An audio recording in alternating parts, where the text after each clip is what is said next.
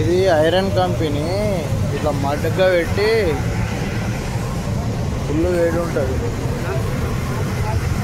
తీస్తారు. అదే మన లావా టైప్ తీసి ఇలా పోస్తారు.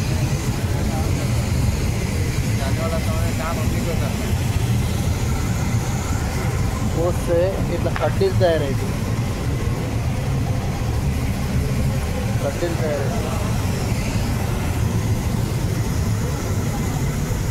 స్క్రాప్ అంతా తీసుకొచ్చి ఇలా మరుగ పెడతారు, పోస్తున్నారు.